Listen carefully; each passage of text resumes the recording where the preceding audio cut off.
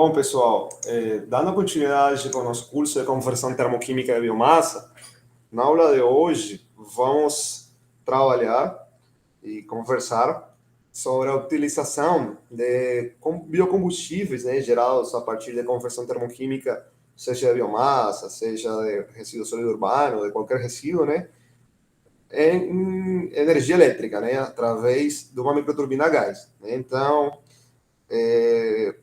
já em aulas anteriores a gente viu o potencial, né, que tem a biomassa em ser convertida em um biocombustível, né, o qual pode ser fornecido a um acionador primário, né. O acionador primário pode ser um motor de combustão interna, um ciclo Rankine orgânico, né, convencional, ciclos combinados também a gente pode estudar, né. Então, mas nesse caso aqui a gente vai falar sobre a microturbina, tá? Que é um ciclo Brayton. Vocês sabem que a turbina a gás é um ciclo Brayton ar padrão, só que a microturbina é regenerativa, né? O ciclo Brayton regenerativo. Então a gente vai ver com mais detalhes sobre isso hoje e a utilização, principalmente em gás, né? Vamos ver uma situação de como vai operar uma microturbina nessa situação, tá? Tipo, geralmente essas microturbinas e as turbinas em si também, né, turbinas a gás, elas são fabricadas para operar com gás natural, tá? No entanto, tem alguma flexibilidade para, dependendo dos requerimentos, né, para aceitar combustíveis com baixo poder calorífico, né, como é o caso do syngas, né, ou gás de síntese gerado do processo de gasificação, tá? Então, pessoal, a gente já pode evidenciar que o uso de combustíveis renováveis em geração distribuída pode contribuir, né, com o desenvolvimento de regiões isoladas, né? Então, essa geração, né, através de fontes renováveis, pode permitir, né, na verdade permite a geração de energia elétrica, a qual pode ser usada nessas zonas isoladas, né? Muitas vezes, em regiões isoladas de diferentes países, geralmente são usados motores, né, de combustão interna, tá? Mas com combustível fóssil, né? Diesel, né? E realmente a gente tem outras alternativas, né? Também tem painel solar, né? Que é uma alternativa interessante, mas, no entanto, essa opção, dependendo da localização, né, do país e tal, essa opção de energia elétrica através de painel solar não é, tipo assim, depende de radiância, também os painéis não têm uma eficiência tão alta assim, né, são 16%, acho que hoje em dia podem atingir 20%, né.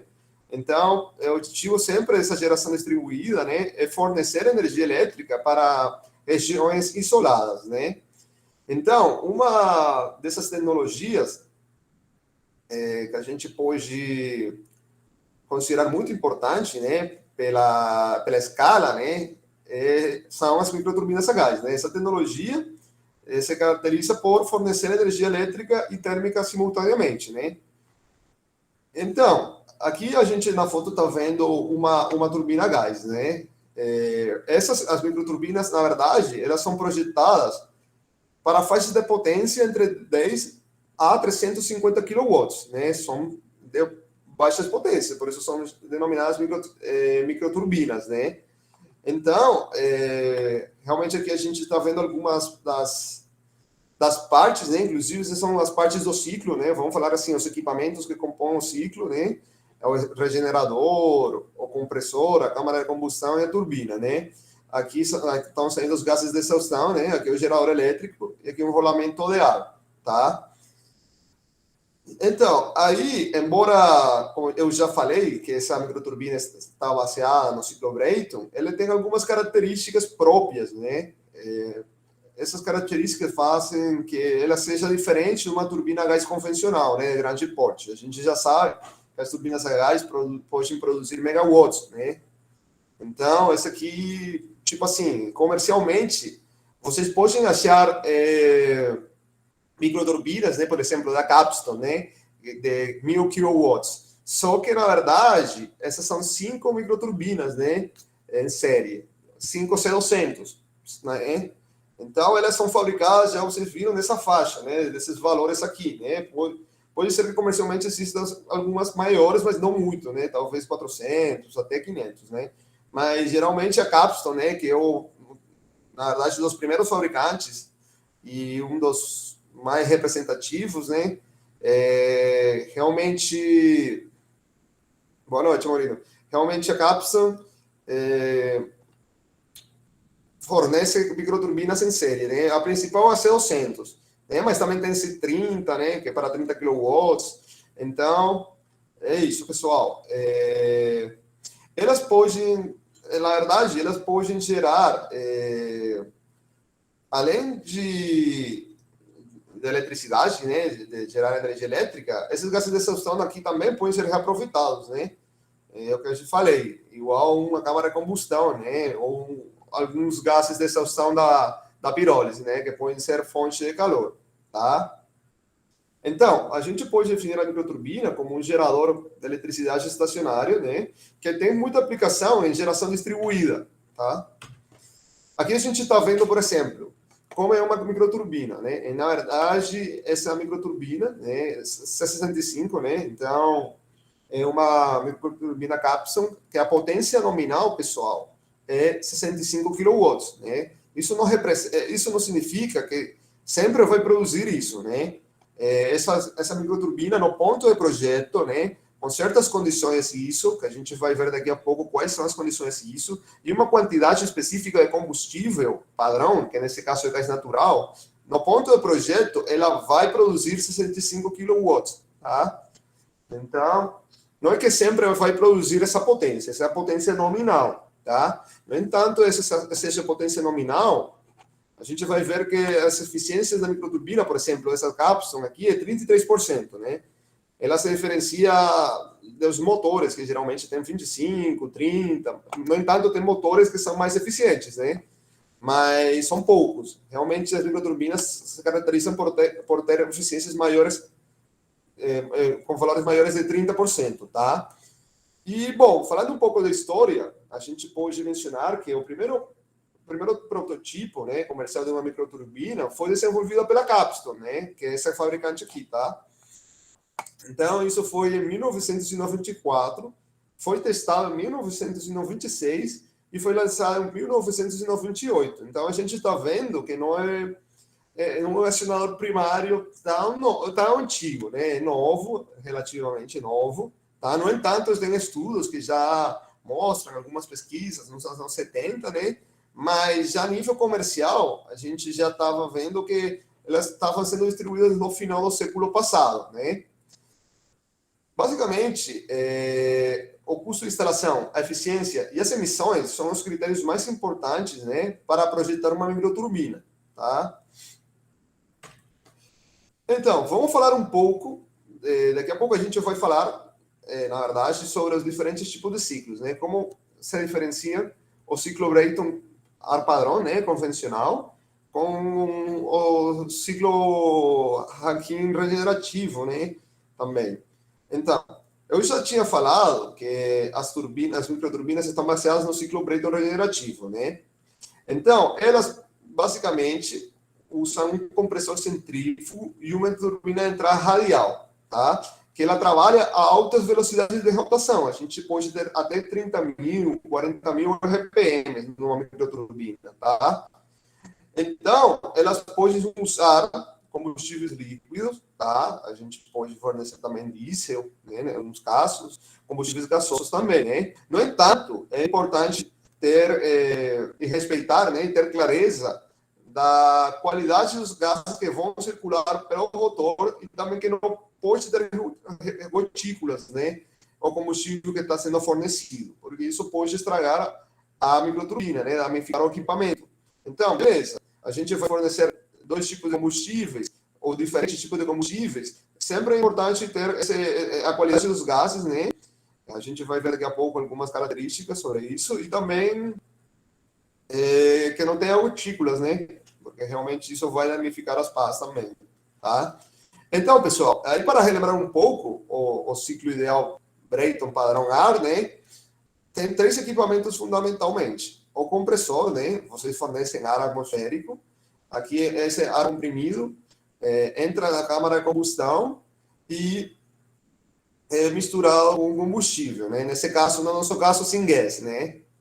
Então, aí a gente vai produzir uns gases de combustão, evidentemente, os quais são expandidos. Né? Aí, nesse trabalho de expansão, é produzido o trabalho, né? E aqui tem um gerador, né, para gerar energia elétrica. Parte desse trabalho mecânico é fornecido ao compressor, né? Vocês sabem que o compressor também precisa de uma potência. Então, ao mesmo tempo que vocês estão gerando um trabalho mecânico aqui, esse trabalho mecânico serve também para fornecer essa potência, né, requerida para o compressor, tá? Isso é um ciclo Brayton padrão, né? Realmente é o convencional, tem esses 3 equipamentos. Alguém tem alguma dúvida, algum comentário até agora?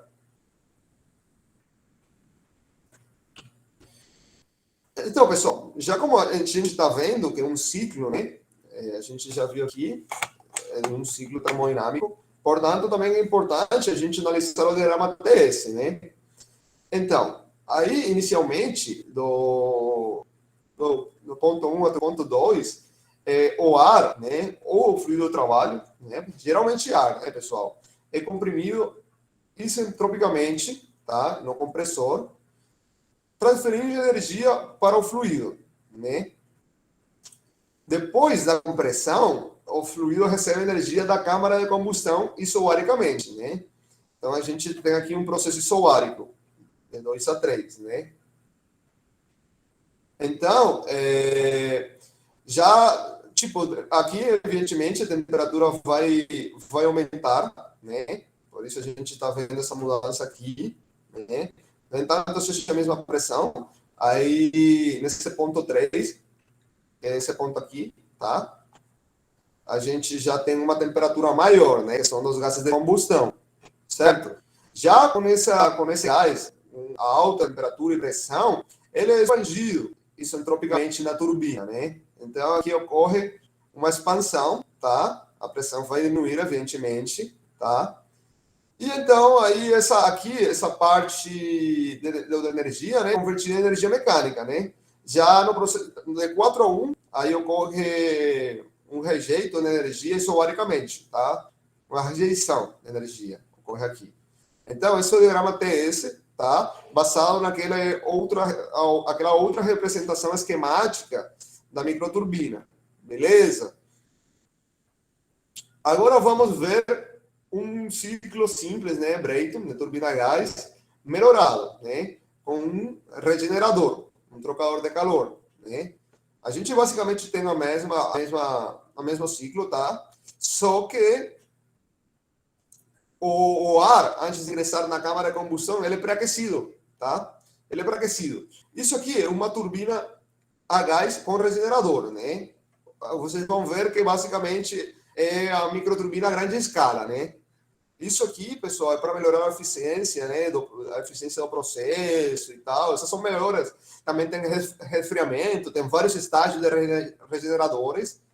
Eu sugiro, pessoal, quem gosta dessa parte aqui de turbinas, o Moran Shapiro tem um capítulo muito bom, né? De turbinas a gás, né? Ciclo ar padrão, né? Porque a gente pode ter diferentes, já dependendo da aplicação, né? Diferentes estágios várias etapas de regeneração, também de resfriamento e tal. Então, mas isso aqui são melhoras, né? Para melhorar a eficiência e também, às vezes, a potência, né? Já depende da aplicação mesmo, tá? E também da escala, né? Então, a gente já aqui está vendo, né? Que, evidentemente, o diagrama TS vai mudar, né? Aqui a gente tem 2S e 2, né? Porque isso aqui, pessoal, porque isso aqui é isentrópico, né? Isso que, tipo, beleza, a gente está na mesma pressão, né? Mas aqui a gente já tem um estado 4S e 2S, né? Aqui, então, o estado 1, a mesma entropia que vocês têm no estado 1 vai ser igual ao 2S, né? Esse é um estado que na verdade já vocês conhecem duas propriedades desse estado, né? Porque a gente, como define um estado termodinâmico? Através de duas propriedades. Nesse caso aqui, pessoal, já vocês no ponto 2S, vocês conhecem a entropia, né? Fornecida aqui no ponto 1, e que tem a mesma pressão que o ponto 2, né? Isso aqui a gente já está evidenciando, né? Que, beleza, aqui o ar está sendo comprimido, né? De 1 a 2, né? De 2 a 3, aqui a gente já aqueceu o ar, né? No ponto 3, que é nesse ponto aqui, né? Olhem que a temperatura aumentou. Evidentemente, a entropia também, tá? E já depois o ciclo continua normal, né? Olhem que passa, os gases quentes entram aí, os gases da combustão entram na turbina, são expandidos, né? Aqui, aqui, lembre-se que a gente tem um compressor na turbina, então eles se caracterizam por ter uma eficiência isentrópica também, né, pessoal? Então, vocês têm uma eficiência térmica, né, vamos falar assim, e uma eficiência isentrópica, tá? Isso já depende da situação que vocês estejam estudando, certo?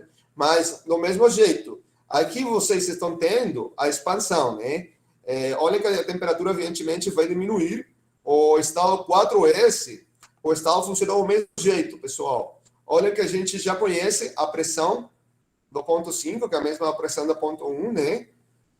Que vamos falar assim, a pressão atmosférica, né? Porque vocês estão livrando isso aqui, né? Que realmente vai para a atmosfera, tá?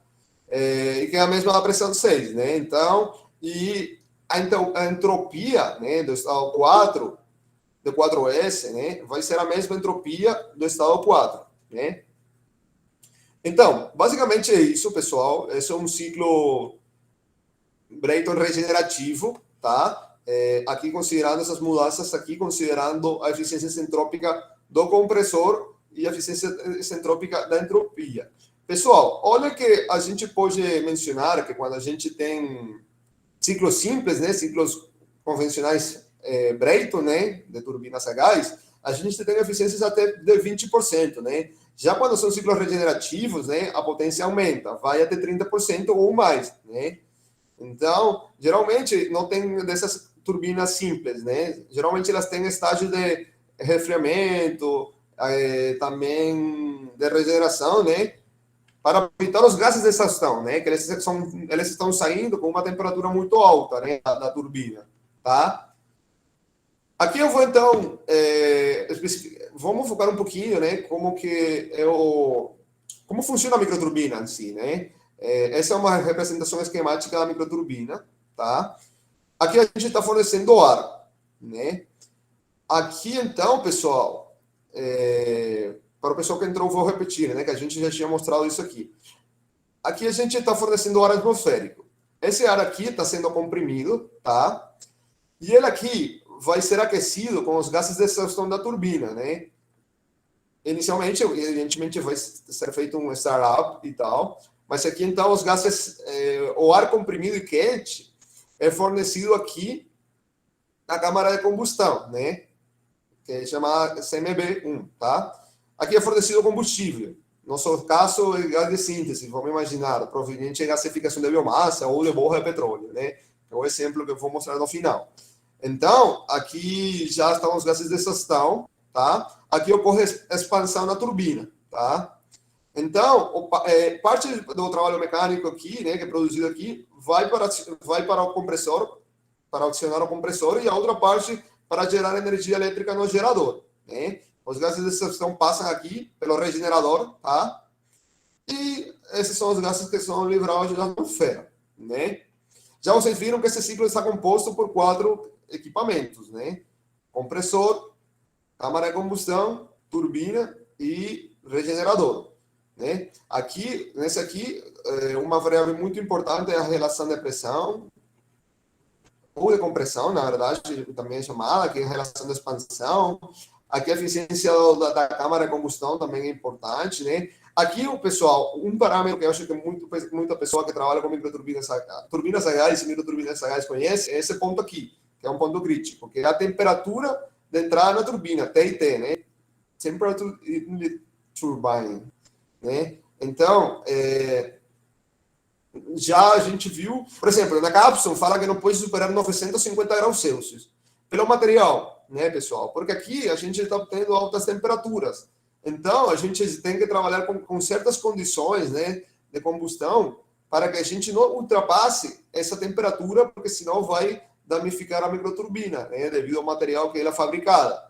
Então, isso é um ponto crítico, tá, das turbinas a gás e das microturbinas a gás, a temperatura de entrada da turbina, né, que é a temperatura dos gases de exaustão, né, eles podem atingir temperaturas superiores a 900 graus Celsius, né, tranquilamente. Pessoal, alguém tem alguma dúvida até agora? Então, a gente pode dividir a microturbina em 3 subsistemas, né? Este é o sistema de combustão, a microturbina em si, tá? E o sistema de controle de potência, né? O sistema de combustão, na verdade, pessoal, é o responsável pela compressão, pré-mistura, injeção e queima do combustível, tá? Pessoal, porque aqui muitas vezes a gente está obtendo, lembre-se disso, se a gente está operando com gás de síntese, né? Sim, com gás de síntese proveniente de gasificação eletrofítico, por exemplo, pessoal, a gente está obtendo um gás a pressão atmosférica, né? Então, evidentemente, vai ser necessário uma compressão aqui, tá? Também um sistema de limpeza e tal, mas já supondo que nosso gás já está limpo, né? Que a gente já estudou isso na aula de gasificação, né? Um processo de condicionamento e resfriamento e tal, e de limpeza. Então, aqui é necessário um estágio de compressão, tá? Para fornecer no sistema da câmara de combustão. Evidentemente, a gente, na microturbina, vai ter 2 entradas, que são o ar e o combustível, e a exaustão, a saída. Evidentemente, pessoal, isso também tem que respeitar o princípio de conservação da massa e da energia, né? Então, é isso. Vamos focar agora nesses 2 sistemas aqui, tá? Já quando a gente fala do sistema de geração, né, a gente já pode incluir o compressor, o regenerador, a câmara de combustão e o gerador elétrico, né? Então, esse sistema de geração permite converter a energia química do combustível, a qual foi liberada na câmara de combustão, em energia mecânica através do rotor, né? E o que eu falei, essa energia vai ser transferida ao compressor e ao gerador elétrico, né? Já falando do sistema de controle, né? Ele configura o modo de operação da microturbina, né? A gente daqui a pouco vai ver esses modos de operação, tá? E retifica a energia elétrica gerada em altas frequências, né? Aí a gente pode ver que tem frequências até 2000 Hz, né? Então, aí é se transformar em corrente contínua, tá? Para finalmente convertê-la em corrente alternada a uma frequência que possa ser idônea, né, para o consumo em diferentes aplicações, né? Aqui eu boto 50 e 60 Hz, né? Porque aqui no Brasil, atualmente também é 60 Hz, mas em Paraguai é 50 Hz, né? Então, inclusive, essa parte da usina aí que fica em Foz do Iguaçu, né? Aí, isso aí é uma bagunça, né? Porque eles produzem, né? Isso eu acho que é parte do Brasil, né? Se eu não me engano, mas eles produzem a potência deles, né? A energia elétrica com 50 Hz, mas depois vende para o Brasil, mas ao mesmo tempo tem que converter para 60 Hz. Então, é isso, pessoal. Já que eu mencionei o eixo, vamos focar no eixo aqui um pouco, tá? O eixo da microturbina, ela incorpora tanto o rotor da turbina, tá? Quanto o rotor do compressor. Lembre-se que esse eixo está unindo esses dois equipamentos, né? E o ímã, que permanentemente induz a corrente elétrica no estator do gerador, né? Então, a gente tem aqui esse eixo, né?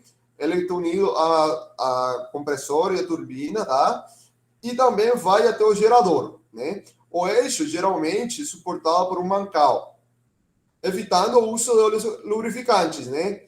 Então, o objetivo disso é evitar ou diminuir na medida possível, o atrito durante a operação e resfriamento da microturbina, né?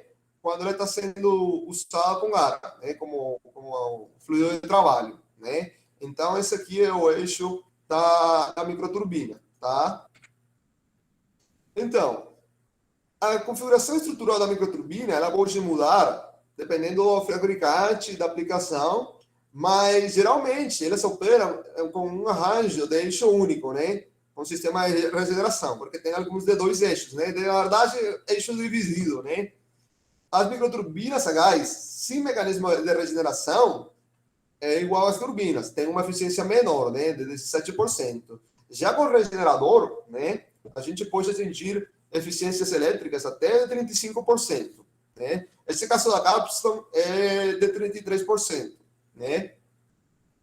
Então, vamos ver as aplicações da microturbina a gás. A gente já mencionou no início a geração distribuída, né? Elas podem operar de maneira isolada, tá? Então, isso indica que as microturbinas podem ser instaladas em locais onde não tem redes de distribuição, né, das concessionárias. Então, tem uma portabilidade e elas podem ser transportadas, né, pelo tamanho, né, é acessível, tá? Outras aplicações, né, retificação e controle de qualidade e confiabilidade, né? Isso aqui leva a uma redução, né, de problemas associados ao sinal de tensão, tais como variação de frequência, picos, harmônicos, flutuação, etc. A microturbina conta com sistema de respaldo, né? Quando ela operar, também porque ela pode ser operada pela rede, né, pessoal? A microturbina pode ser usada para fornecer energia em caso de interrupção do serviço da concessionária, né? Aí a gente vai ver as configurações e os modos de operação, né, da microturbina, tá? Ela pode atender em horário pico, né, para atender cargas altas, né, durante as quais as tarifas da concessionária costumam ser elevadas, né? Também em meses, né? Vocês sabem que além do horário pico, tem meses picos também, né? E cogeração, pessoal. Aí a microturbina pode ser usada para produzir energia elétrica e também calor, né? E podem atingir rendimentos térmicos de 85%. A principal desvantagem, né, de uma microturbina a gás, pessoal, é o tamanho reduzido do compressor e da turbina, né, dos dois equipamentos que compõem o ciclo, né? Então, isso limita um pouco a eficiência global do acionador primário, né? Impedindo o resfriamento interno do sistema e fixando a relação de pressão em valores baixos, né? De 3:1, de 5:1. Geralmente, pessoal, inclusive no caso que eu pesquisei e eu analisei, a gente está usando uma relação de compressão de 4:1, né? O fabricante fala isso, esse dado, né? No compressor. Então, dado que é um equipamento a pequena escala, né? O custo unitário de energia gerada é elevado, né? Então, esses dois fatores são uma limitação, né? Geralmente, tipo assim, dependendo da aplicação, né, pessoal? Porque sempre vai ser mais viável um ciclo combinado, né? Mas essas microturbinas têm aplicações muito úteis, né? Como eu falei, em zonas isoladas e tal, que são cidades menores, né? Inclusive fazendas, né? Então, é muito interessante, né? Então, para projetar uma microturbina, devem ser considerados diferentes aspectos, né? Entre os quais estão a eficiência, né? Também a confiabilidade e disponibilidade, a vida útil, simplicidade operacional, tá? Não deve ser muito complexo de operar. Também simplicidade construtiva e compacidade, tá? Simplicidade de instalação e comissionamento. Por quê? Porque, como eu falei, elas podem ser transportadas para outros locais, né? Isolados, né? E também elas podem ser conectadas à rede. Baixa pressão de operação, tá? Então, já a gente viu alguns slides anteriores, né? A relação de pressão pode ser até de 5:1, tá?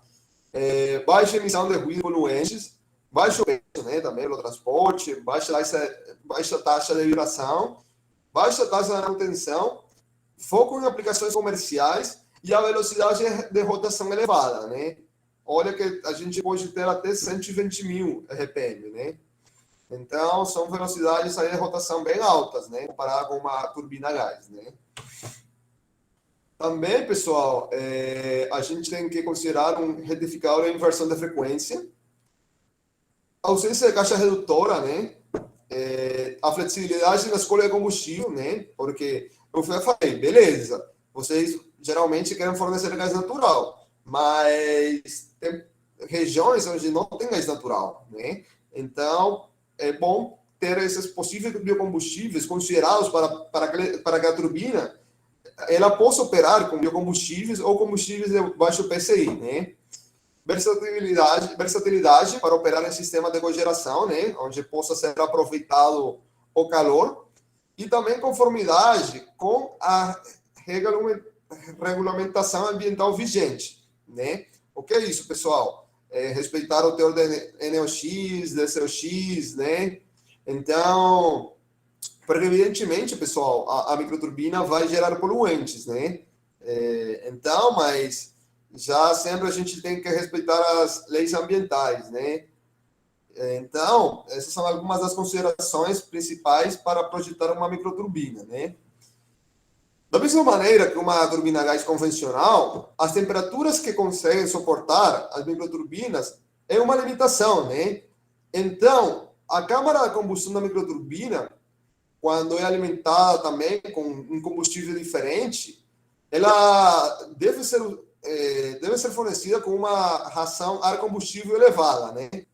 Visando obter gases de combustão de baixa temperatura, né? Para os diferentes combustíveis que a gente vai trabalhar, né? Inclusive, a gente vai ver algumas equações para o cálculo da quantidade de biocombustível que você deve fornecer, né? Considerando alguns parâmetros. Mas, então, já como vocês sabem, a temperatura de entrada da turbina, né? Quando eu falo da turbina, do equipamento, tá, pessoal? Que faz parte do ciclo. Aí, para a gente não ultrapassar esse limite, a gente tem que ter rações a combustíveis altas, né? Então, isso também vai permitir reduzir emissões de NOx, tá? Elas podem ser alimentadas, as microturbinas podem ser alimentadas com vários tipos de combustíveis, né?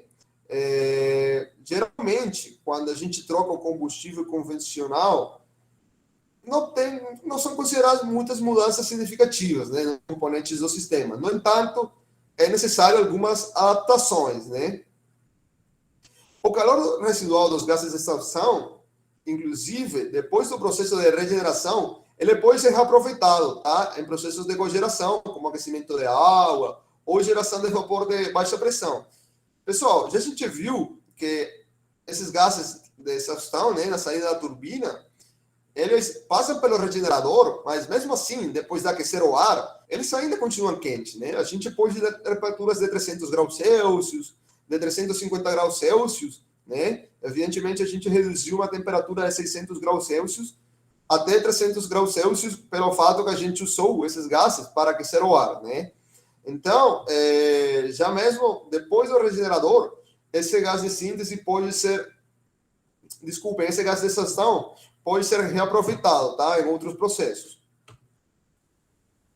Pessoal, até aqui, alguma dúvida ou algum comentário?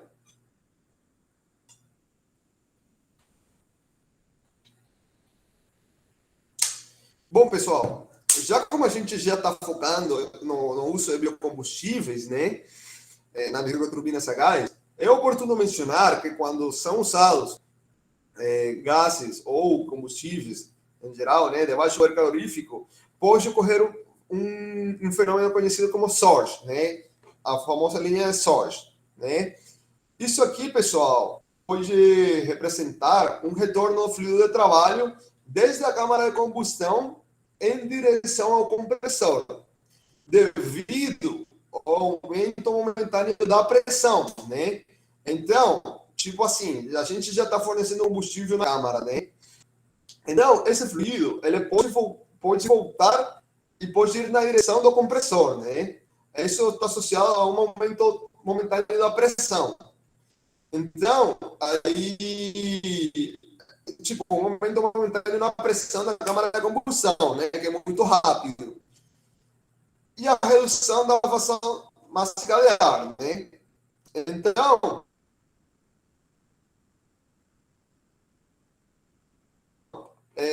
a gente tem que ter também cuidado com a linha de soja, né? Geralmente, pessoal, os compressores, né, a vazão máxima, né? E aqui a relação da pressão, né? Então, quando aqui eles falam deep source cycle, é que a turbina vai deixar de operar, né? Olha que aqui eles têm as diferentes velocidades, né? As rotações, né? Então, pessoal, essa linha é a linha crítica, vamos falar assim, né? Então, já depois, a microturbina pode ser danificada porque vai ser estragado o compressor, né? Já, como eu falei, esses mapas de compressor, pessoal, eles são projetados para condições de projeto, né? Ou seja, quando a turbina ou microturbina gás,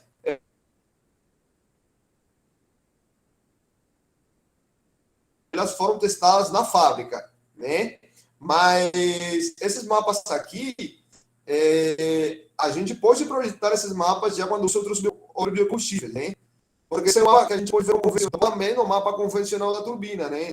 Ou seja, do compressor dentro da microturbina ou turbina gás, tá? Pessoal, um ponto importante que a gente tem que considerar também é o controle das emissões, né? Beleza, a gente já sabe que a gente está gerando energia elétrica, né?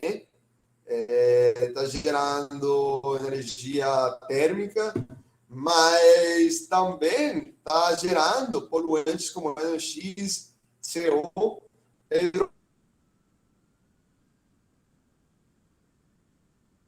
hidrocarbonetos que não foram queimados, né? A primeira tentativa para reduzir essas emissões é manter uma razão a combustível adequada para o regime de operação, né? Função do motor, né? Pessoal, o CO é muito perigoso. Tem já medidores de CO, tá? O pessoal que trabalha com gasificação, eu sempre recomendo ter um medidor de CO, porque o CO é muito tóxico e, não tem, tipo assim, o pessoal muitas vezes fica preocupado pelas emissões, né, que tem um cheiro estranho e tal, mas geralmente os mais perigosos não têm cheiro, né? Então, sempre é recomendável, porque a gente não sabe se pode ter um vazamento em algum momento, né? Então, sempre com a operação de microturbinas, de gasificadores, de pirolizadores, né? O medidor de CO é recomendável, tá? Então, já as microturbinas a gás, elas, na atualidade, elas frequentemente contam com um reator catalítico após o regenerador, né? Do mesmo jeito que lembra com um secador, que a gente tinha um catalisador de saída, pois é, aqui também a gente tem um reator de catálise, né? Tipo assim, as características desse regenerador são essas aqui, né? Tem uma calha catalítica e umas lâminas corrugadas de metal, né? Isso aqui, pessoal, promove a oxidação do combustível não queimado, né? Presentes nos gases de combustão, tá? Porque realmente são catalisadores que favorecem essas reações, né? Então, a gente já na saída, depois do regenerador, né? Na saída tem reatores aí de reforma, né? Para controlar as emissões, né?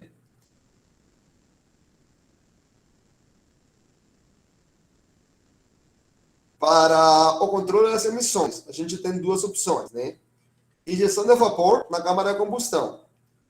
Tem pesquisas que mostraram que o uso de gás de síntese misturado com vapor de água como combustível em microturbinas mostraram resultados interessantes. Por quê? Porque é possível entregar a potência nominal da microturbina e, ao mesmo tempo, reduzir as emissões de NOx, né? Então, só com uma queda de eficiência, né, da microturbina de uns 5%, né? Então, essa estratégia, né, da injeção de vapor na câmara de combustão já tem sido usada também para reduzir as emissões, né? Tipo, além do ar e do syngas, né, ou gás de síntese, do combustível que vocês que estão fornecendo, injetar vapor também mostrou resultados interessantes, né? E também o uso de uma câmara de combustão RQL, né? Rich Born, Quick Meets, Learn Born, né? Essa é outra proposta, tá? Ela tem como objetivo fundamental reduzir as emissões através de uma modificação estrutural da câmara de combustão, né? Trocando por um combustor, tipo, qual é o objetivo, pessoal? Trocar por um combustor RQL, tá? Que garante uma temperatura de entrada da turbina menor em relação à temperatura que a microturbina foi projetada, né? Isso aí vai favorecer, né, a vida útil, tá? Porque a microturbina vai ser conservada, tá? Porque não estão sendo atingidas essas temperaturas tão altas. E além disso, vai reduzir o teor de NOx nos gases de exaustão, né? Então, a gente já está vendo que é possível também modificar a câmara de combustão, né? Para também não ter essas temperaturas tão altas aí e que ao mesmo tempo vão favorecer na redução do NOx. Beleza? Também, pessoal, é possível alterar, desculpem, a geometria da chama, tá? Dentro da câmara de combustão. Essa estratégia é uma indução, né, de turbulência na premistura ar-combustível. E a mudança de ângulo dos bicos injetores, né? Porque vocês sabem que tem uns bicos injetores aí, né? Tanto para o ar como do combustível. Isso aqui, então, permite ter uma frente turbulenta de chama e garante estabilidade do processo de combustão, né? Isso aqui vai resultar em redução das emissões de NOx e de monóxido de carbono. Então, além da câmara de combustão, do reator catalítico, a gente tem outras opções, porque, pessoal, os catalisadores não são baratos, manter um reator de reforma, né, um reator catalítico é caro, tá? Então, a gente tem outras opções também, beleza? Vamos, então, mencionar os diferentes tipos de operação da microturbina. Antes disso, alguém quer falar alguma coisa? Tem alguma dúvida?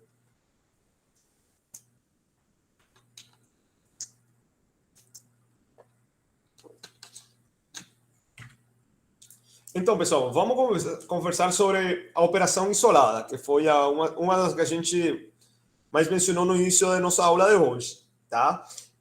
É uma microturbina a gás que se comporta como uma fonte de tensão, né? E, bom, ela vai fornecer, né, energia sem depender da rede elétrica, né? Então, ela opera dessa forma independente, né? A partida deve ser realizada a partir de uma unidade de armazenamento de energia externa, né?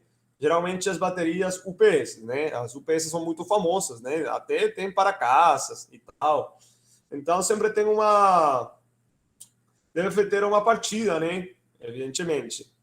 Então esse aqui é o esquema, tá? Da microturbina com operação isolada, né? Aqui produzido a potência, aqui tem um controlador auxiliar de carga, né? A fonte DC, né? E aqui a carga C, para consumo elétrico residencial, né? Ou industrial, sei lá. Aqui a gente tem a microturbina quando é conectada à rede, né? Aí, nesse tipo de microturbinas, a gente pode ter várias aplicações: carga de base, suprimento de pico e segmento de carga, né? Um dos aspectos fundamentais desse tipo de microturbina é que as funções de sincronização e proteção garantem segurança e confiabilidade na transferência de potência. Então, podem ser gerenciadas pelo sistema eletrônico de controle da microturbina mesmo, tá? Eliminando a necessidade de equipamentos adicionais, né? E outros, consequentemente, investimentos, né? Então, isso aqui, olha que ela aqui mostra uma microturbina, potência gerada, né? Olha que está conectada à concessionária, né? Então, esse é o segundo tipo de operação, né? A gente já viu isso lado, conectado à rede, também tem dual, né? Que pode ser a operação dupla, sei lá, em português, que é uma combinação, né, da operação conectada à rede e da operação isolada, né? Então, o motor tem a possibilidade de operar em paralelo com a rede da concessionária, quanto de forma independente, né? Olha que a gente tem aqui a microturbina gás, tá? Aqui tem o controlador do modo dual, a rede da concessionária está aqui, tá? Aqui está a potência, os controles de sinais, e tem essa parte aqui superior, que é a parte correspondente à operação isolada, né? Então, é oportuno mencionar que no modo de operação dual, a microturbina é projetada para chavear automaticamente a rede da concessionária ou operar de forma isolada, né? Esse tipo de função é útil em uma ampla variedade de aplicações, né? E pode ser gerenciado diretamente pelo sistema de controle da microturbina, sem necessidade de equipamentos externos de sincronização. Então, o sistema de controle, pessoal, a gente já está vendo que é fundamental, né, em todas as microturbinas, né? Eu acho que, inclusive, mais nas isoladas, né? Porque muitas vezes, pessoal, tem quedas e tal, e aí o sistema de controle pode garantir alguma estabilidade, né? Também tem a operação de unidades múltiplas, que foi o caso aí que eu falei daquelas cápsulas, né, que operam em série, tá? Então, é possível estar em paralelo também, né, para aumentar a potência. E, bom, pessoal, essa configuração pode também operar de forma isolada quando conectada à rede, né? Também é possível um tipo de distribuição, considerando os sistemas de backup, né? Então, pessoal, aí o que eu falei, pode ser em paralelo 3 C200, que dá uma C600, né? Falando já o fabricante Capstone, né? Então, segundo a literatura, já instalações de unidades múltiplas podem atingir até 30 mil watts, né? Que vamos falar assim, é uma turbina convencional, né? Mas isso aqui visa ou evita, na verdade, a necessidade de operar turbinas de grande porte, né? Em carga parcial e com baixo rendimento. Daqui a pouco a gente vai ver um pouco o que é carga parcial, tá? Então, quando for necessária uma potência total inferior à potência nominal, com um arranjo de unidades múltiplas, porque isso também pode acontecer, né? A saída é controlada através de uma combinação de redução de afação e de redução de temperatura na entrada do rotor, né? Porque, pessoal, muitas vezes vocês têm potências, podem ser projetadas turbinas de 50 megawatts, né? Como potência nominal, e vocês vão produzir uma quantidade menor, né?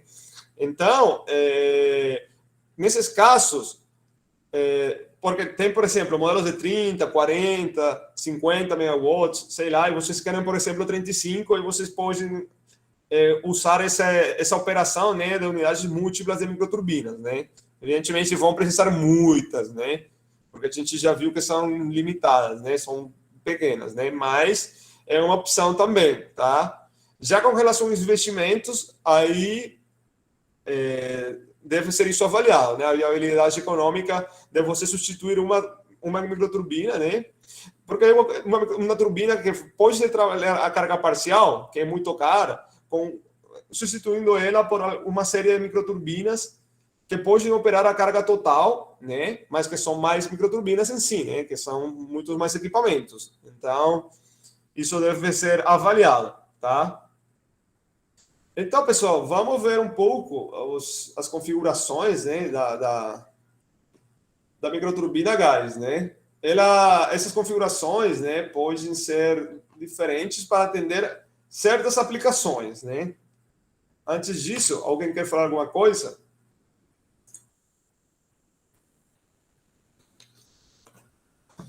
Então, vamos, pessoal. A gente já viu que a microturbina convencional, né, é eixo único, né? Então, aí esse eixo é usado para a expansão e também para o estágio de compressão, né? Também para o gerador elétrico. Já vocês viram aí o slide do eixo, né? Que o eixo está unindo o gerador, a turbina e o compressor, né? Nesse tipo de configurações, pessoal, as velocidades são elevadas. Então, a gente pode atingir até 120 mil RPMs, né, de velocidade, né? Então, produzindo uma corrente alternada de alta frequência, né, que requer um tratamento posterior de retificação e inversão, né? Já a gente viu que, beleza, a gente está produzindo com altos RPMs, então a frequência também vai ser alta, né? Então, a gente precisa diminuir essa potência, essa frequência, tá? Depois que os gases são expandidos, né? Esses gases de exaustão, como a gente já viu, eles são aproveitados, né, no regenerador para pré-aquecer o ar, tá? Esse é o diagrama convencional que a gente já viu, acho que esse diagrama nessa mesma aula 2 ou 3 vezes, né? Mas é para que vocês saibam, né? Aqui está o compressor, aqui o regenerador, a câmara de combustão, a turbina, né? Aqui está o gerador elétrico. E aqui são os gases de exaustão, né, pessoal? Então, é o eixo único isso aqui. O objetivo novamente dessa figura é para analisar o eixo único, tá? No entanto, eu já tinha falado do eixo um pouco, né, das características do eixo. Era bom relembrar, porque são dois tipos de configurações, né? Então, aqui está o eixo dividido, né? Então, é o eixo duplo também, por isso eu mencionei o eixo duplo dividido, porque realmente o gerador elétrico da microturbina é alimentado por uma turbina mecanicamente independente, né? Já o compressor é acionado por uma turbina acoplada ao eixo do compressor, né? Então, aí ocorre a primeira expansão do ciclo. Com a ração de pressão do ciclo fracionada entre as duas turbinas, a turbina livre, né, aquela que está no eixo secundário, né, pode operar em baixas velocidades para acionar um gerador convencional e gerar eletricidade na frequência requerida. Então, nesse caso, a vantagem é que a gente não vai precisar de retificações, né, da frequência, tá? É basicamente a mesma, né, pessoal? Só que aqui a gente tem um eixo aqui, tá? E tem outra turbina aqui, né? Então, é isso que a gente está vendo, tá? São dois eixos, por isso fala eixo duplo ou dividido, na verdade, né?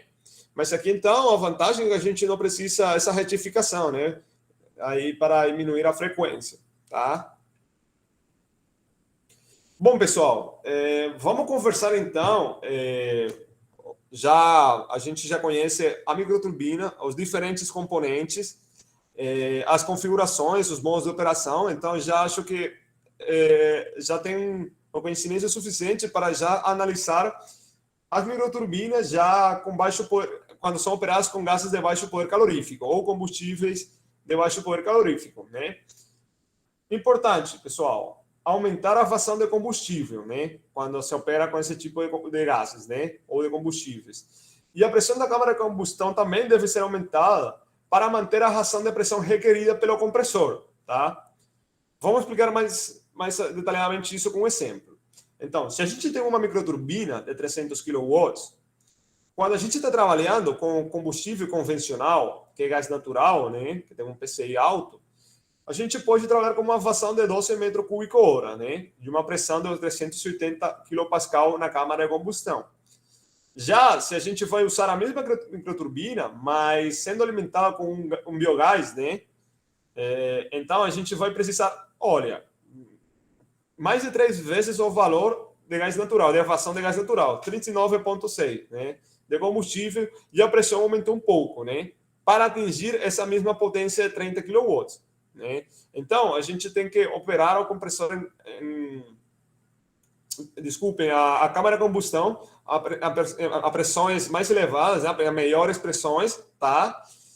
E também aumentar a vazão, né? Porque realmente a gente vai precisar aumentar a energia química desse combustível, né? Evidentemente. Alguma dúvida até aqui, pessoal? Bom, já dependendo do tipo de combustível ou biocombustível que vocês vão fornecer aí, a microturbina vai requerer de algumas reformas estruturais, tá? Para compensar essa baixa energia química ou também densidade energética do combustível, o sistema de injeção da microturbina deve fornecer uma vazão maior, né, em relação à vazão nominal. Isso foi o que a gente viu no slide anterior, né? Então, a gente tem que ter um sistema de injeção que garanta isso. Devido à elevada vazão de combustível, né, também é necessário aumentar o diâmetro das tubulações e das válvulas, né? Assim como também desenhar a chama espiral da câmara para optimizar a combustão, tá? Estas já são algumas das mudanças, já quando vocês estão fornecendo o combustível de baixo PCI, né? O novo sistema de combustão da microturbina, quando já a gente está considerando esses combustíveis de baixo PCI, a gente pode considerar as diferentes mudanças, né? Tubulações para combustível de baixo poder calorífico, tubulações para gás natural, linhas de vapor para reduzir as emissões de NOx, linhas para nitrogênio de purga, compressor, câmara de combustão, tá?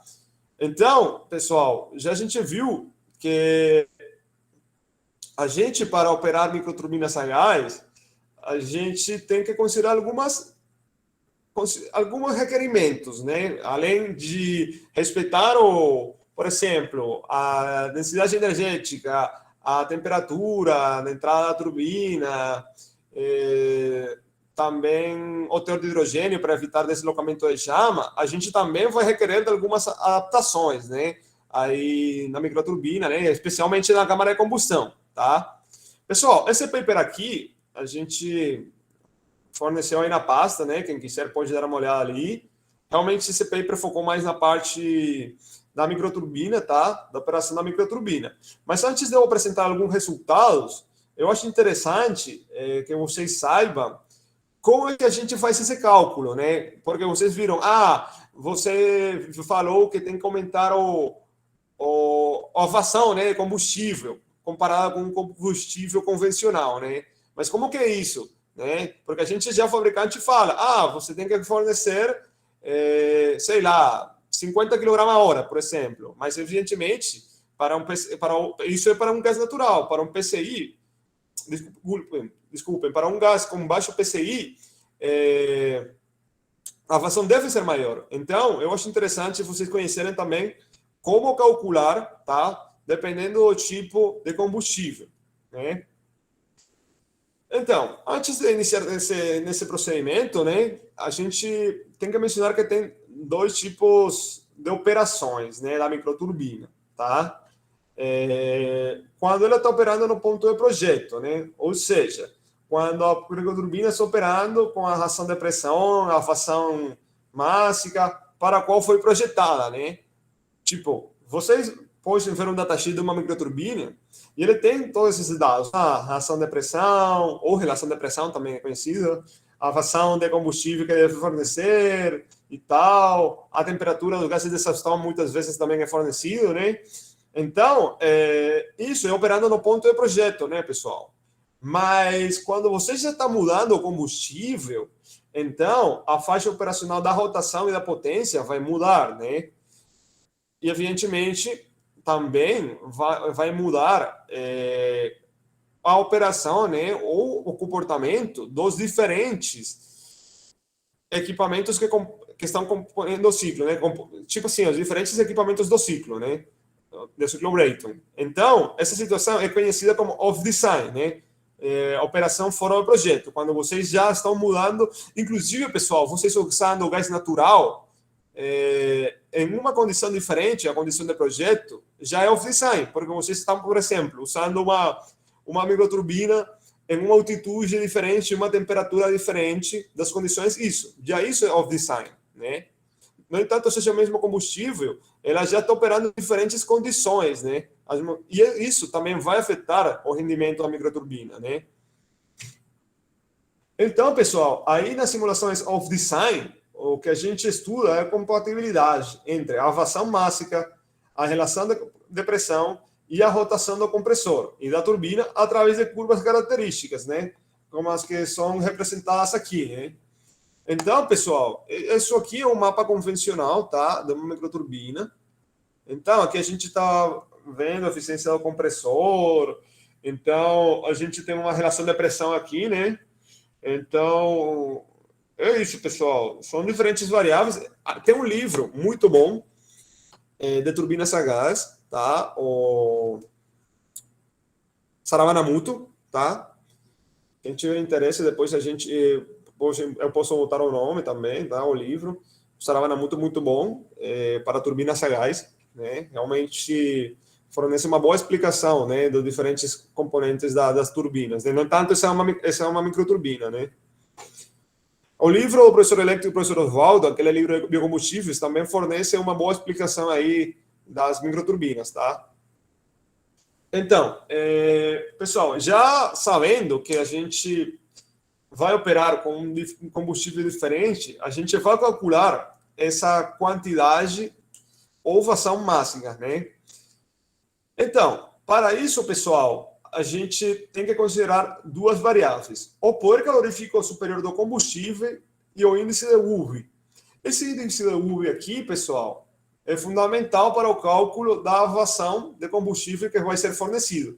Esses dados aqui, pessoal, bom, o poder calorífico superior já vocês conhecem, né? Mas esse índice de UV já tem alguns na literatura, né? Dependendo da composição do combustível. Alguns fabricantes, por exemplo, o Capstone, eles fornecem o índice de UV para para diferentes tipos de gases não convencionais, vamos falar assim, ou combustíveis não convencionais, ou seja, diferentes do gás natural, né? Então, aí, como eu falei, como a gente vai trabalhar com o Syngas, né? O Syngas já a gente viu, não sei se vocês viram aí alguns dos meus papers, né? Inclusive quando a gente viu essa aula de gasificação, no máximo era 15 megajoule no metro cúbico, e realmente esse Syngas é difícil você ter um Syngas de 15 megajoule no metro cúbico, né? Então, por exemplo, essa tabela aqui é fornecida pela Capstone, né? Então, a gente sabe que tem uma faixa de valores, né, estabelecidos, né, de PCI, né, vamos falar assim, do gás de síntese. Então, olha que o Capstone ele mostra para gás da terra, né, ou seja, biogás. Olha que está o limite inferior, o limite superior, tá? Aqui a unidade é no sistema internacional, megajoule metro cúbico, tá? E aqui também está no índice do UV, né?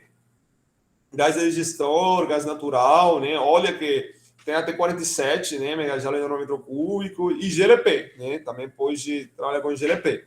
Então, pessoal, no nosso caso, a gente vai considerar o limite inferior, né? Do índice UV para um gás da terra, né? Porque são essas informações que são fornecidas pelo fabricante, né? A gente sabe que o limite inferior é 13. Então, a gente não sabe, pessoal, pode operar com PCI menor, sim, mas a gente, para calcular a vazão, vai considerar esses valores que são reportados pela microturbina, tá?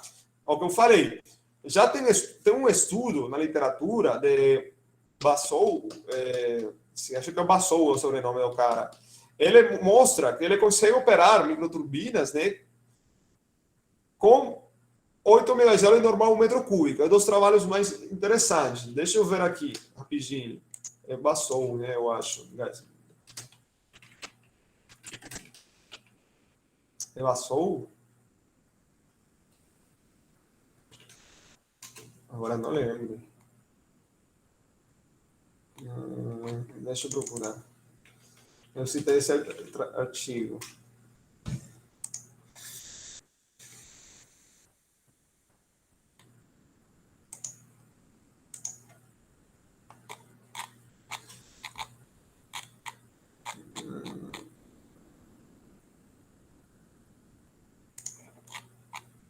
Então, a gente está indo aqui a microturbina gás, né? Ciclo Rankine. Raul. Tava longe, né? Então, aí ele operou, né, com producer gas, tá? Olha aqui, ele está trabalhando com... Vamos ver. Ele trabalhou com uma cápsula também, né? Então, isso aqui, olha, ele está operando com gás natural puro, né? E ele está produzindo potências de 5 de 5 kW, né? Quando ele está sendo projetado para 30 kW, né? Ele aqui nos resultados, ele mostra que ele pode trabalhar com gás de síntese, né? Tipo assim, até 15, olha. Ele falou, até 15 eu posso operar. Olha aqui. O limite para a operação estável, né, é de 8. Então, esse é um trabalho experimental, tá? E, tipo assim, é um trabalho bem completo, tá? E, inclusive, para a modelagem da microturbina que eu considerei, esse foi o limite inferior que eu considerei, né? E ele trabalhou com uma Capstone também C30, né? Então, beleza, ele pode operar sim, mas para a gente fazer o cálculo da vazão, a gente tem que considerar esse limite inferior, né? Que é o que o fabricante dá. Porque Rabou, ele não deu essas informações, tá? Ele só falou, eu fiz diferentes testes e eu evidenciei que a gente pode operar essa microturbina Capstone até com um singás de até 8 megajoule normal metro cúbico, tá? Então, pessoal, vamos calcular essa vazão, né, considerando esses limites inferiores, né, de índice de UV e de poder calorífico superior, né? Então, inicialmente é calcular a gravidade específica, né, considerando essa equação aqui, tá? Então, que é basicamente o poder calorífico dividido entre o índice de UV elevado ao quadrado, né? Isso aqui é adimensional, tá? Já com o GE, né, que corresponde à gravidade específica, a gente vai multiplicar esse resultado pela densidade de referência. Com que objetivo, pessoal? Com o objetivo de obter a densidade do combustível, né? Olha só, a gente está querendo obter a densidade do combustível. No entanto, a gente precisa aqui de uma densidade de referência, né?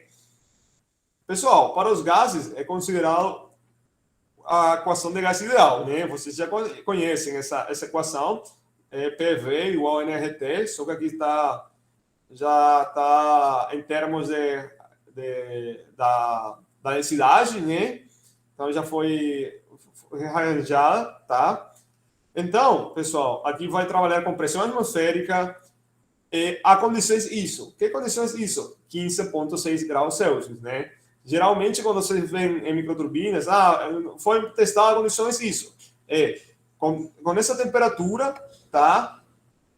Com essa pressão, que também é a pressão atmosférica, a condições ISO, e a massa específica do ar é considerada aqui, né? Que vocês saem ao cálculo, né? Considerando a concentração de ar e de nitrogênio, né? E a constante universal dos gases ideais, né?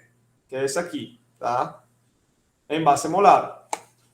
Então, pessoal, já a gente viu, né, que a gente já pode obter, com esses dados aqui, a densidade do combustível, né, do combustível de baixo PCI, certo? Então, já para vocês acharem a vazão máxima, né, já vocês conhecem o PCS, tá?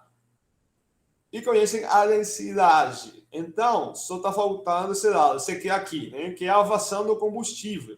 Pessoal, esse dado aqui é da Capstone, tá? Esse dado acho que heat rating, se eu não me engano. Deixa eu ver. Por exemplo, esse aqui, né? Então, ele dá esses dados, estão vendo? Olha, a vazão, né, do gás de exaustão, né? Até eles estão mostrando ali. Então, evidentemente, isso foi para gás, tá? Para gás natural, né? Olha, gás natural. Então, eles fornecem esse dado aqui, tá? Beleza. Então, já com esses dados, vocês já podem calcular a vazão do seu combustível, né? Como eu falei, pessoal, essas informações aqui são da Capstone, tá? Eu modelei essa microturbina, tá? Já vocês viram que tem trabalhos como esse aqui de Rabou, tá? Também tem aquele livro que eu falei, Saravanamuto, Gas Turbine Theory, né? Ele também, o Saravanamuto, ele desenvolveu muito mapa de compressor, tá? Então, é isso. Pessoal, então, Eu vou falar de alguns desses resultados rapidinho e vou mostrar o Aspen. Porque eu não gostei do Aspen. Para fazer... No entanto, eu mostrei, né? A gente pode fazer ciclo sim, mas o Aspen não permite a gente obter... Tipo, variando alguns parâmetros, você não consegue analisar as variações, por exemplo, de parâmetros do compressor, da turbina e da câmara de combustão. Né? Eu fiz isso em GetCycle, é normal, acho que poucos podem conhecer, porque é um software antigo e que já não é mais comercial, é da General Electric, tá? Mas que é dessas licenças infinitas, né, que a gente fala, que é tipo USB. Então, pessoal, basicamente a gente analisou dois cenários, uma mistura a vapor e oxigênio puro. Então, aqui a gente obteve maior índice de geração de eletricidade, tá? Esse eixo aqui representa o gás, a condição de reação de equivalência do gás que foi produzido, né? Tipo assim, o gás que foi produzido a 0,25 de reação de equivalência levou a esse índice de geração de eletricidade. Por que não tem aqui misturar vapor? Porque, pessoal, o PCI, aí nesse caso, era menor a 8, né? Ou talvez o teor de hidrogênio era maior a 30, isso podia levar a retorno ou deslocamento de chama. Então, já vocês viram que nesse caso aqui a gente já está limitado, né? Só conseguiu usar um cenário, tá? Isso aqui é a variação essa linha tracejada aqui, é a eficiência da microturbina, tá?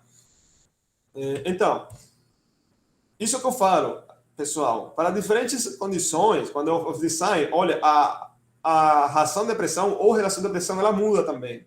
A ração de expansão também, né? Então, aí a gente não pode ver esses parâmetros como pode variar no Aspen, né? No Aspen, vocês podem fazer um caso geral, tá? Mas, por exemplo, as RPMs, vocês também não podem analisar, olha, as RPMs estão mudando também, né? Olha que eu tenho aqui de 50 mil, tá? A eficiência do compressor também muda, evidentemente, pessoal, porque se a gente está mudando a relação de pressão, a eficiência do compressor muda também, né? As RPMs mudam também, consequentemente, e a gente também não pode analisar o D-rate, né? Que vamos falar assim, que é a perda de carga. Porque, pessoal, eu trabalhei a carga parcial, tá? Eu não consegui gerar os 200 kW, né? É realmente muito difícil com esse gás de síntese, tá?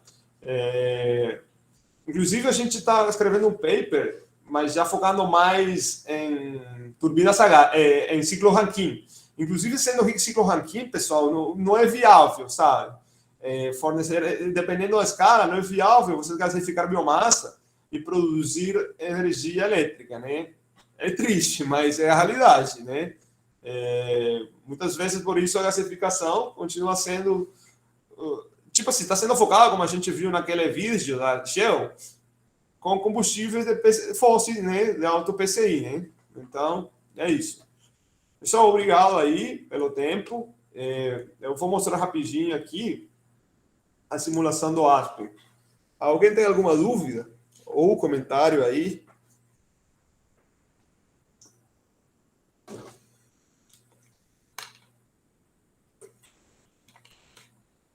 Pessoal, aqui a gente tem o que eu falei. Essa é a câmara de combustão aqui, né? A gente precisa de um estágio de compressão. Esse aqui é um syngas, né? Essas informações foram chutadas, tá, pessoal? 100 kg/h, a temperatura, pessoal. Nesse caso das cápsulas, ele permite temperaturas entre menos 25 a 25 graus Celsius, tá?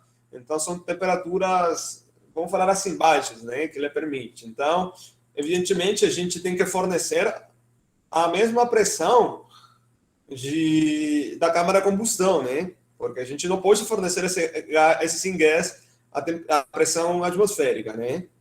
Não é possível, porque isso aqui está operando, tem uma relação de pressão de 4, né? Então eu acho que 4 bar, inclusive. Deixa eu ver aqui. Então, 551, isso. Então, a gente tem que fornecer isso aqui, a mesma pressão, estão vendo? Os dois compressores estão na mesma pressão, porque aqui a gente vai operar nessa pressão mesmo, tá? Beleza? Então, pessoal, basicamente a gente fornece o gás de síntese aqui no compressor, a gente está especificando um compressor isentrópico, tá?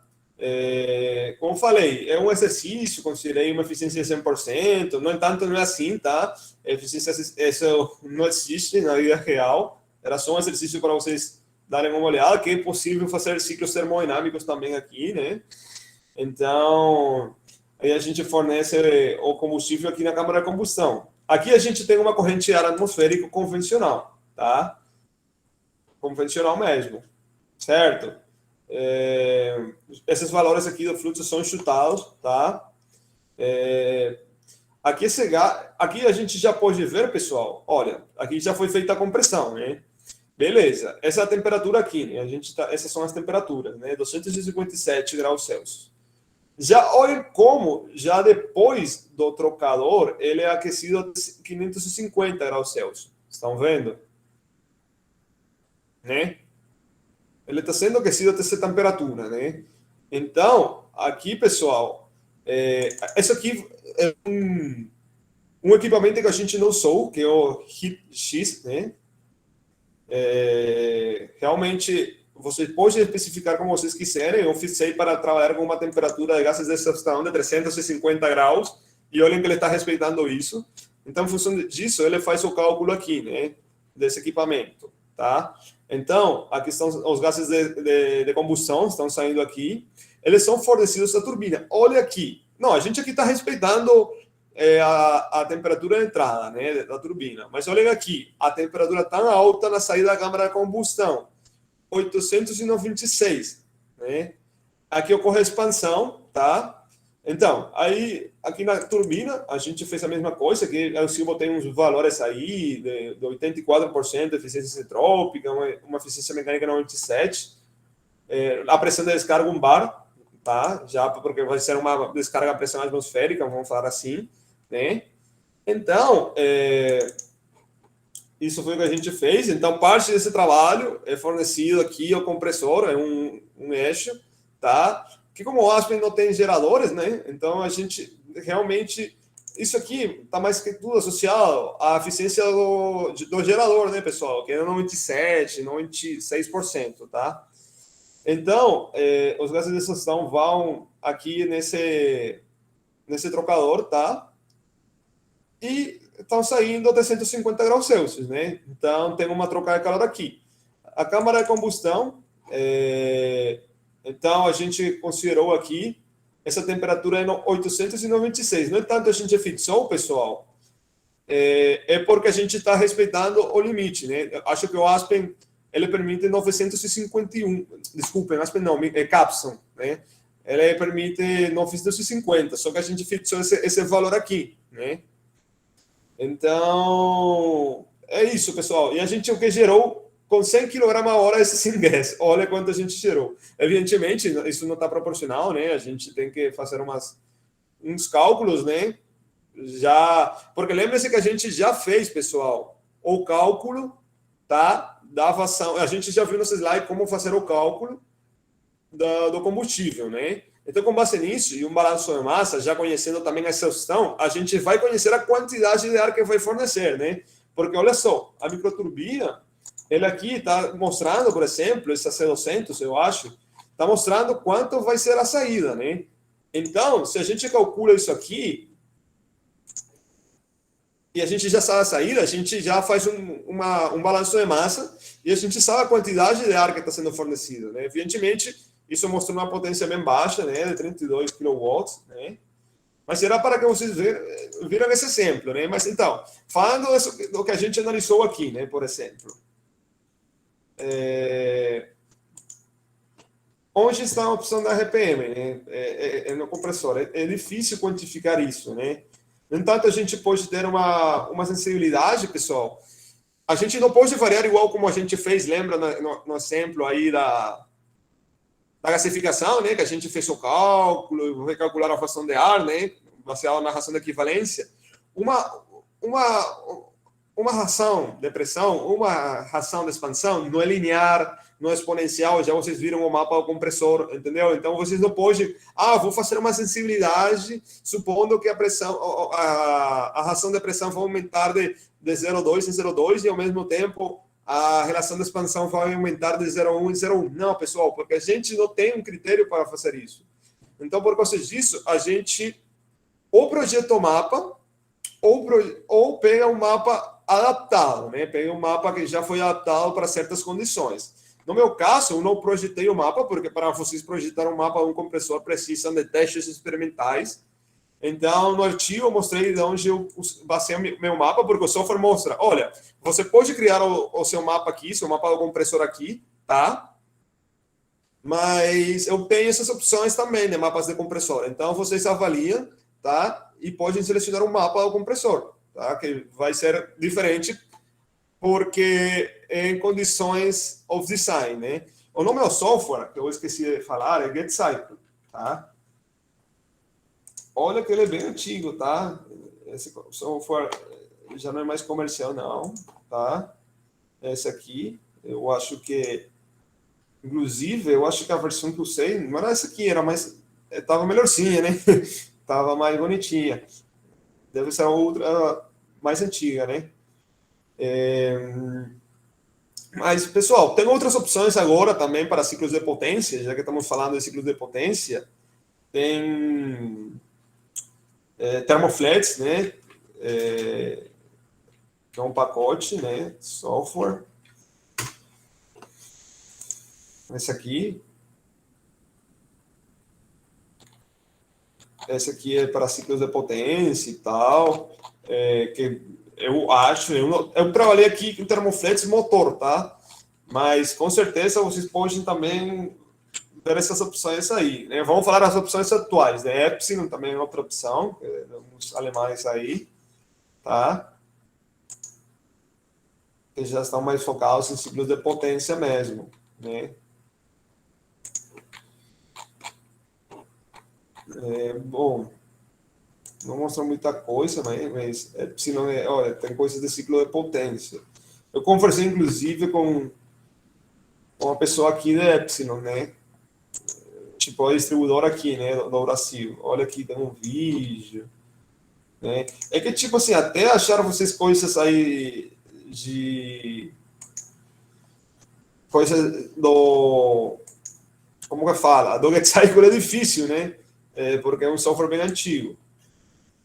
Mas aí vocês viram, pessoal, que a gente também pode fornecer...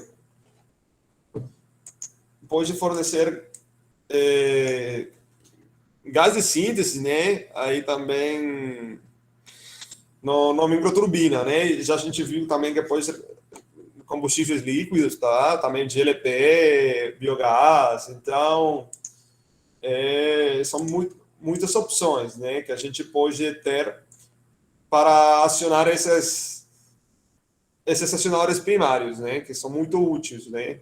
Não sei se alguém tem alguma dúvida, algum comentário final aí com relação ao uso de microturbinas, como eu falei, aí vocês viram o material, né? O paper que eu mostrei aí na apresentação está na nossa pasta, né? Quem gosta dessa parte de ciclos de potência, seria interessante dar uma olhada nos dois papers, tá? Da Energy, que a gente publicou aí, porque aí uns focam mais na microturbina, nós outros eu mostro também o ciclo Rankine convencional e o motor, tá? Então, alguém tem alguma dúvida, um comentário?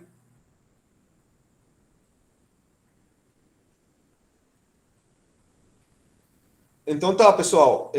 Amanhã é nossa última aula. Amanhã eu vou conversar sobre Fischer-Tropsch, né? E a gente já por encerrar o curso, né?